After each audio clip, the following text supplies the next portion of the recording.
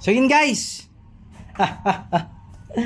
welcome back na naman dito sa channel natin. So guys, may nagre-request ng 5v5 sa atin itong Strife of Glory, no? Actually hindi siya nagre-request, no? Nagbibigay ng negative feedback sila. Kung bakit ko konti na yung naglalaro nitong bagong update na PvP ng MU Monarchy, which is totoo. Actually, feedback nila totoo, no? Ang nangyayari kasi guys, pati kasi yung mga event, no? Yung mga event game, yung mga PvP game like itong 5v5, yung 3v3, yung flag, guys, ginagamitan kasi nila ng autoplay eh. So, anong nangyayari kapag naging kampi mo yung autoplay, ang tendency, talagang talo agad kayo kasi hindi naman gumagalaw ng maayos yun eh. Kumbaga, nai-stuck lang yun sa isang tabi. So, sana, no, yung mga auto players, hindi na sana nila sinasama sa event, no? Kasi kung balak nilang kumuha lang ng ng mga mats noon, hindi naman yata nakakakuha ng mats pag talo eh, or napaka-konti ng binibigay na mats eh. 'Di ba? Kung ang dahilan nila ay busy sila para lang so napaka-unfair talaga. Dapat binablock yun sa event or alisin dapat yun sa eh.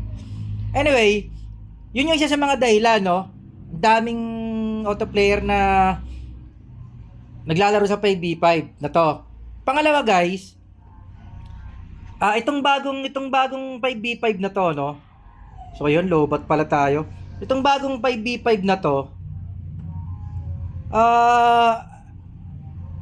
hindi ko alam kung nagtatanga-tangahan lang ba yung ibang player. Sorry sa term, Pero guys, alam nilang importante yung Epic Monster at saka Legendary Monster. Hindi sila sumasama sa Clash. Hindi ko alam kung bakit. Hindi ko alam kung di ba nila alam or hindi lang sila tumitingin sa mapa. Kasi guys, makikita naman may cooldown naman yung may cooldown naman yung tawag rito. Ay no, may cooldown naman yung map. Ito, itong nasa upper part, yung Epic Monster na Violet, ayan, 2 minutes nakalagay. Tapos yung Legendary Monster, ayan, 6 minutes pa mahigit nakalagay. So meron siyang cooldown, meron siyang oras. Tapos nakakapagbigay pa ng senyas, no, dito. Nakakapagbigay pa ng senyas dito, attack the Legendary Monster sa Epic Monster. Pero hindi pa rin sila, hindi pa rin sila nagjo-join. So yun yung isa sa mga dahilan kung bakit yung iba tinatama doon na babad trip maglaro nito. Kasi nga, ang bobo ng mga player, alam mo yun, ang pangit man ang term natin, pero yun yung literal eh. Alam nila na yun ang kailangan para manalo, no? Especially yung legendary player. Maintindihan ko pa yung epic eh, kung ayaw nila ng buff eh. Or kung malalakas talaga sila eh. Pero yung legendary kasi na boss, yung parang pinaka-lord, yun yung pinakakailangan mo para manalo sa game na to eh. Tapos hindi sila sumasama sa clash. So yun madalas sa tatalo. So minsan mababad trip, no? Yun ang problema. Itong epic na to, na buff kasi to, ng attack buff nyo, no? Na amas nyong kunin. Ngayon, kung talagang malalakas kayo, pwedeng hindi kunin. Pero guys, yung legendary sa baba, ito, punta natin. O guys, ito nga pala yung sinasabi ko, naglalag ako. Saan tatanong ng FPS ng nakalimutan ko yung IGN niya, ay yung pangalan niya. Ito guys, pag dumadaan ako sa damo, ayun guys, pag dumadaan ako, naglalag siya. So, hindi ito dahil sa lowbat ako, ganito talaga siya. No, hindi ko alam kung bakit. Ayun kahit sa 3v3, 5v5, so pag dumadaan ako lagi sa damo, ayan, naglalag siyang ganyan, Ayan, Kaya pag kukuha ng buff, lalo sa 3v3, nahihirapan ako. So yun, guys, so yun yung sa mga reason, kukunin yung mga bosses dito. Yun kasi yung pinaka-importante sa larong to na PvP. Okay? Bukod dun sa basagan ng crystal, sa 5v5 naman ng flag, ayun din, yung iba, nababatrip doon kasi yung iba, alam naman na kailangan na suporta doon sa flag, hindi sumasama. Tapos yung iba nga, voters nga, naka-autoplay sila. So, ganun yung nangyayari. So, kaya tinatamad yung iba mag-event, Pero guys, sayang kasi yung event kasi yung bagong update nga nitong Monarch, dito kinukuha yung pang-ups ng ng Glorious set nyo eh. Meron siyang, 'di ba, yung bagong niya, pwede nyo i-plus na yung Glorious set. So, sayang naman kung di nyo lalaroin na maayos, Kasi ang alam ko, pag naka-autoplay din kayo dito, pag talo kayo, may nakukuha man, napaka-konti na nakukuhang napaka-konti nang nakukuhang reward eh. So, maganda pa rin talaga na, tulad yan, Attack the Epic Monster, nagsasabi naman yung kampe. Pero walang sumasama, Yun ang sinasabi ko. Walang, alam mo yun, walang nag-join sa Clash. Hindi sila pumupunta dun sa Clash. Hindi ko alam kung bakit. Tulad niya, no? Kulang yata kami. Alam nila na importante yun eh. Kumbaga, alam nila na importante itong clash na to, pero ang hindi lahat ng kasama nyo sa grupo, sumasali. Tulad nun guys, oh. Nasa baba, merong player, ay no? Nagpo-push sa pinakababa, dito, oh. Kita nyo to? Itong karakter na to, ay no? Parang tanga. Nagpo-push siya dun sa baba. Kulit eh, no? So yun yung yun yung nagiging backfire ng game na to. At ang pinaka-last na nagiging problema sa 5v5 na to, itong new event na to. Guys, sobrang haba ng duration niya. No? Sobrang haba ng duration para sa PvP. Tapos yun nga, gawa ng 10 limes, although pwede mo naman siyang i-times 2. Doon sila parang lalong tinatamad. Ganun na nga yung kampi mo, no? Ganun na nga yung kampi mo kasi. Tapos tagal pa ng duration, lalo ka na ba bad trip. Yun yung problema. 'Di ba? Tapos yung tulad yan, hindi ka sasamahan ng mga kampi mo. Ito mo, guys, kita nyo to nasa pinakababang mapa. Ito nasa bottom tinatap ko. Di kasi napipindot yung mapa rito. Ito, guys, sa pinakababa. Kampi yata namin yan, kulay red eh. Ayun, no? 'Di ba? Nagka-clash. Tulak siya ng tulak dun sa lane niya. So, 'di ba? Nakakatawa. Yun yung mga pangit sa na to. So kaya tinatamad yung iba. So sa nag-comment, no. Anyway, so yun lang naman. Tapusin na lang natin tong game, no, para malaman niyo kung gaano kahaba yung duration. Sobra kasi talaga haba ng duration nito, guys, na yung iba parang na yun. Ganun na nga yung nangyayari, tapos ang tagal pa. Parang doon sila tinatamad, no? Sa PvP na to, which is sana maganda sana, no? Nga lang, yun nga, may mga auto players na hindi naglalaro, 'di ba? Yo guys, grabe lag oh. Pag napupunta ako sa damo. May mga auto players na nga, tapos yung ito, tingnan niyo guys tong Dragon Knight na to na nasa nandito sa baba oh.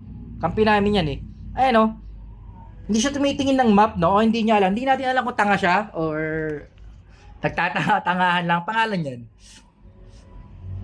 Hindi ko alam yan yung kung yan yung Cole o yan yung Kaiju eh. So, yun yung guys, yun yung isa sa mga pangit sa game na to, no? Hindi alam ng mga player siguro yung gagawin. Lalo na to guys, tulad yan, 1 minute na lang yung Legendary Monster. Ito yung pinaka, alam mo yun, pinaka key para manalo sa game, no?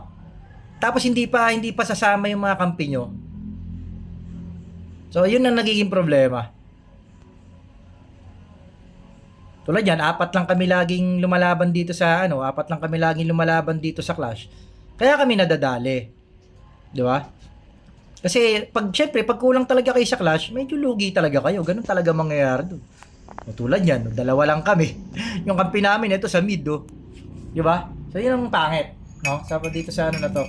Hindi natin alam kung maganda talaga dito siguro, 5 kayo papasok, magkaka-server kayo, 5 kayo papasok na marurunong. Which is napakahirap namang gawin, gawa ng schedule. No?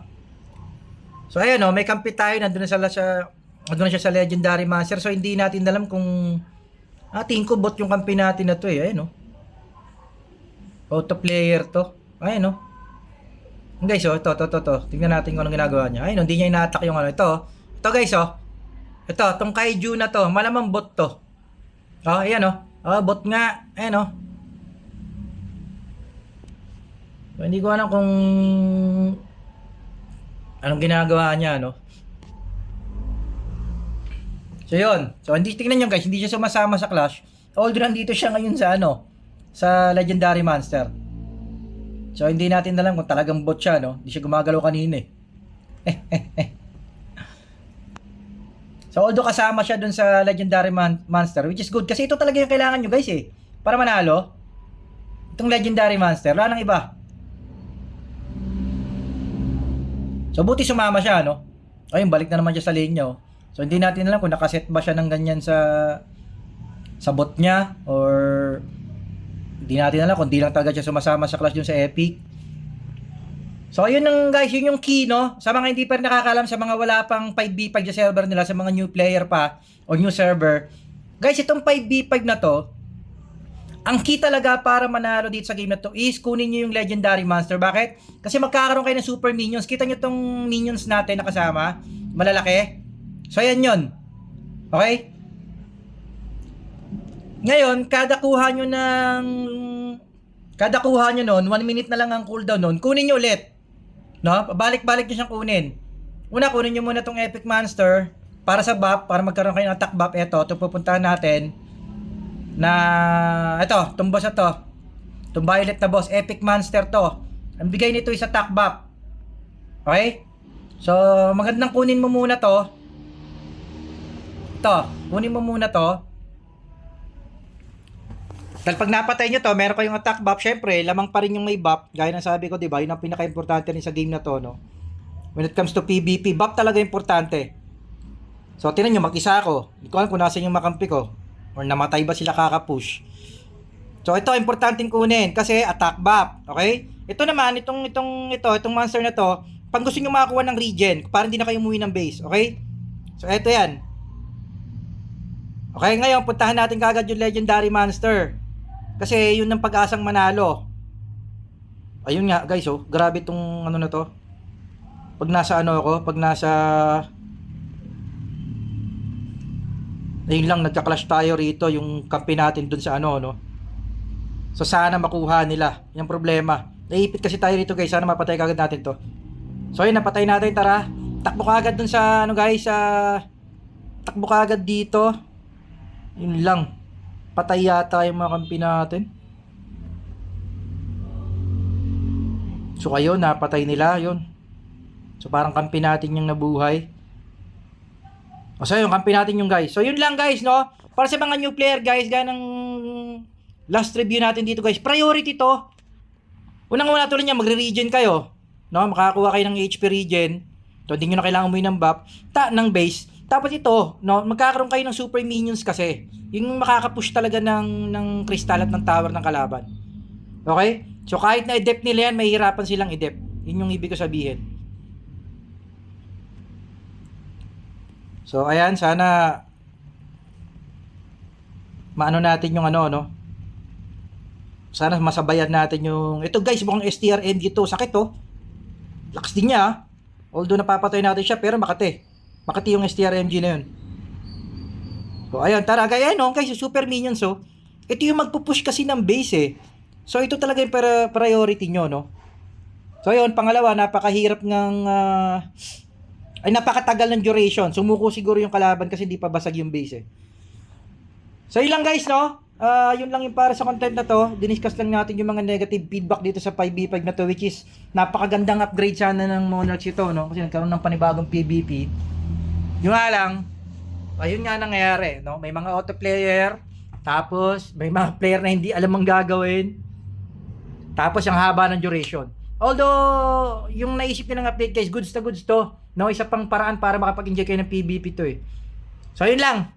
J. Gabel to guys, S527 para sa content na to, no? Na 5v5, Stripe of Glory. Ito yung bagong 5v5 ng MU Monarchs.